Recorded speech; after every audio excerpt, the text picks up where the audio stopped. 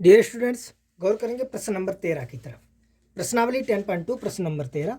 प्रश्न को आप स्क्रीन पर देख सकते हैं, अपने गणित में भी देख सकते हैं कि सिद्ध कीजिए किसी वृत्त के परिगत बनी चतुर्भुज की आमने सामने की भुजाएं वृत्त पर संपूरक कोण अंतरित करती हैं।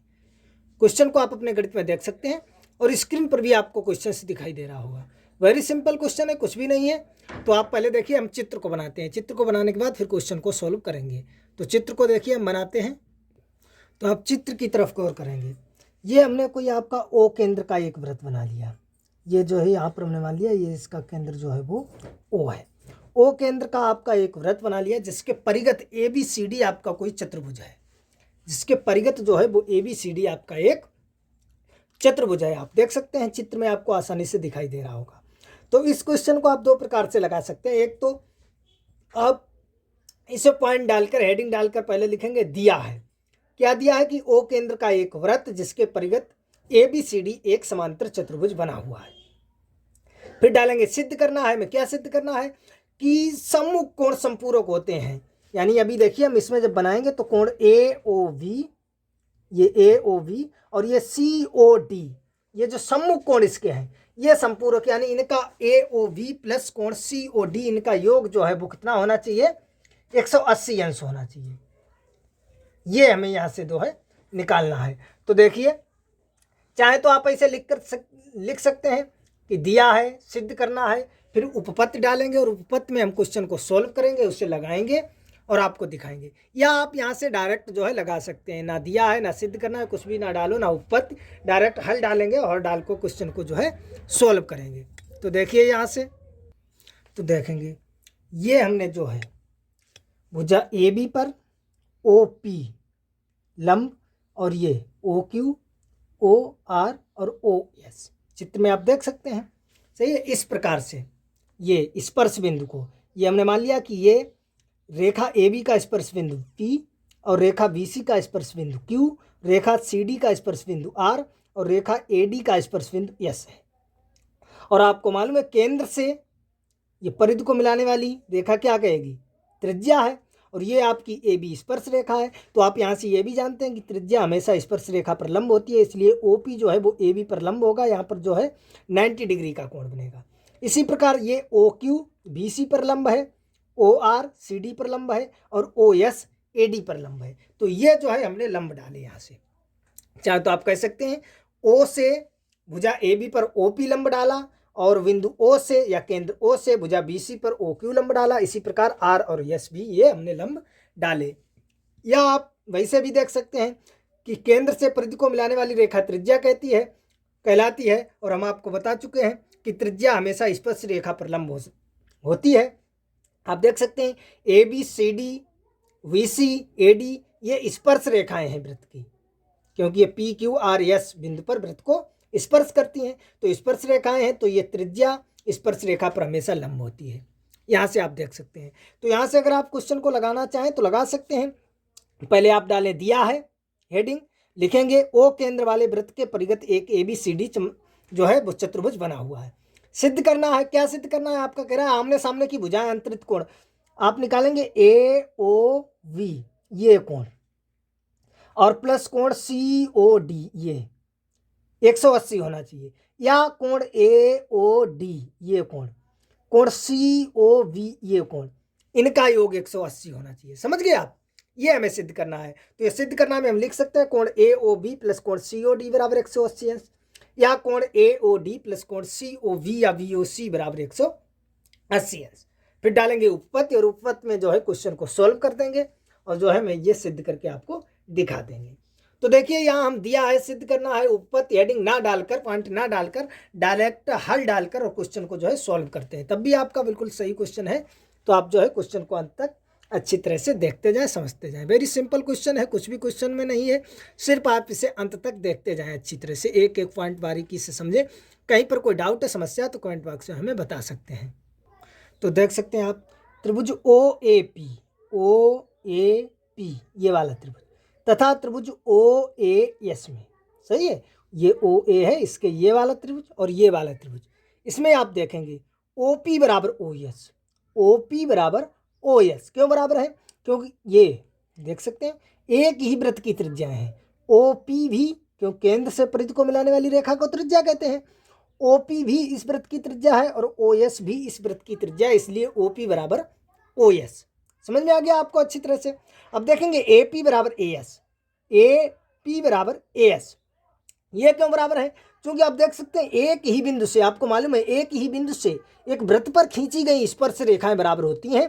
तो एक बिंदु हमारा A है, इसी से ये स्पर्श रेखा AP और इसी से ये स्पर्श रेखा AS खींची गई, यानी एक ही बिंदु से ये जो स्पर्श रेखाएं खींची गई हैं AP और AS, इसलिए ये जो है बराबर है। आप देख सकते हैं हमने कोष्टक में लिख भी दिया है कि एक ही बिंदु से एक वृत्त पर खींची गई स्पर्श रेखाएं AO बराबर AO, क्योंकि चाहे त्रिभुज AOP की बात करें या AOS की बात करें, किसी भी त्रिभुज की बात करें, AO आपका दोनों में कॉमन है, दोनों में ओनिष्ठ है।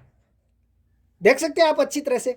तब यहां से हमने लिख दिया कि त्रिभुज आपका OAP सर्वांगसम त्रिभुज OAS, यस यस यस सर्वांगसम प्रमेय से, यानी भुजा भुजा भुजा, देखो आप तीनों भुजाएं बराबर हैं, तो भुजा भुजा सर्वांगसम प्रमेय से ये जो है दोनों त्रिभुज सर्वांगसम हो गए। जब सर्वांगसम हो गए तो आप देख सकते हैं कोण POA बराबर कोण SOA, कोण POA ये वाला कोण, कोण SOA ये वाला कोण, ये जो कोण है वो आपस में बराबर होंगे, क्योंकि आपको मालूम है सर्वांगसम त्रिभुज है ये दोनों, सही है। सर्वांगसम त्रिभुज के संगत भाग बराबर होते हैं, यानी सर्वांगसम त्रिभुज की संगत भुजाएं बराबर होंगी और सर्वांगसम त्रिभुज के जो है संगत कोण बराबर होंगे। समझ गए यहां तक आप अच्छी तरह से। अब इसी प्रकार हम देखेंगे त्रिभुज SOD तथा त्रिभुज ROD में, इसी प्रकार इस त्रिभुज में, इसी प्रकार इस त्रिभुज में, सभी में देखेंगे तो यहां से हमें कोण मिलेंगे। देखिए आगे हम देखते हैं, इसी प्रकार आप देखेंगे त्रिभुज POB और त्रिभुज OQB में, OP बराबर OQ, चित्र तो आपने बनाया है, वहां पर आप देख सकते हैं एक ही वृत्त की त्रिज्याएं हैं। PB बराबर VQ, एक ही बिंदु से एक वृत्त पर खींची गई स्पर्श रेखाएं हैं। और VO बराबर VO या OB बराबर OB, जो कि उभयनिष्ठ है, इसलिए त्रिभुज OPOB सर्वांगसम त्रिभुज OQB यस यस यस सर्वांगसम प्रमेय से, तब कोण POB बराबर कोण QOB, कोण POB बराबर कोण QOB हो जाएगा। इसी प्रकार त्रिभुज QOC और त्रिभुज ROC ये भी आपका सर्वांगसम हो जाएंगे। आप इस प्रकार से लिख सकते हैं, जैसे मैंने ऊपर OAP और OAS तथा POB और OQB आपको दर्शाया, इसी प्रकार से आप ये भी दर्शा सकते हैं। क्या इनमें कौन कौन सी भुजाएं बराबर हैं, क्यों बराबर है, किस लिए बराबर है, ये आप कारण भी लिख सकते हैं और यहाँ पर दिखा सकते हैं कि यस यस सर्वांगसम प्रमेय से ये भी सर्वांगसम है। हमने यहाँ पर थोड़ा आपको डायरेक्ट कर दिया है, क्योंकि दो आपको हम आप ये बता चुके हैं, त्रिभुज OAP और OAS तथा इसी प्रकार त्रिभुज VOPOV और OQB में, सही है। तो यहाँ से जो है मैंने ये डायरेक्ट कर दिया है कि इस त्रिभुज से आपके ये कोण बराबर हो जाएंगे और इन दोनों त्रिभुजों से आपके ये कोण बराबर हो जाएंगे और इन दोनों त्रिभुजों से आपके ये कोण बराबर हो जाएंगे। ये तीनों कोण, तीनों त्रिभुज भी आपके सर्वांगसम होंगे और इसी यस यस सर्वांगसम प्रमेय से होंगे। जैसे हम ऊपर दो दिखा चुके हैं वैसे आप इन्हें भी दिखा सकते हैं।